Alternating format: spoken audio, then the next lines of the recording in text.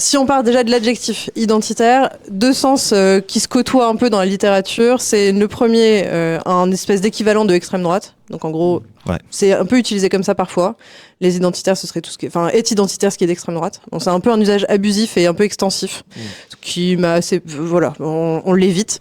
Le deuxième, c'est, en fait, ce qui est intéressant dans le terme identitaire, c'est que c'est eux qui l'ont fabriqué. À un moment, il faut quand même aussi le dire. C'est leur terme. C'est un terme. Alors moi, je dis autochtone parce que c'était le peuple que j'étudiais, mais voilà, c'est leur terme à eux. Pourquoi est-ce qu'ils ont créé ce terme ? Le premier usage, c'était au sein d'Unité radicale, donc la vieille organisation de laquelle était issu, alors était en lien, on va dire, Maxime Brunery qui avait tenté un petit attentat sur Jacques Chirac le 14 juillet 2002.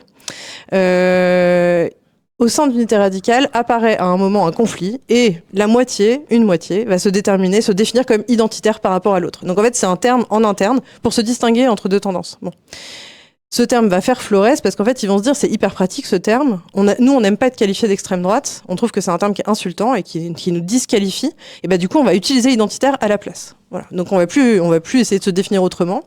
Et on va se dire qu'on est identitaire. Bon. Donc en fait, c'est très pratique pour eux, c'est d'un usage assez commun, et ils vont le garder, et ça va devenir à partir de 2002 le nom de leur parti, et donc à partir de là le nom d'un mouvement bien précis, autour du bloc identitaire, des jeunesses identitaires, puis de Génération identitaire, et du think tank désormais les identitaires. Donc voilà, c'est un peu cette galaxie-là, et donc un identitaire, en fait, c'est quelqu'un qui appartient à cette mouvance, de ce point de vue-là, et du coup s'inscrit à la suite de la nouvelle droite dans une vision ethno-différentialiste, donc culturelle et ethnique de l'identité.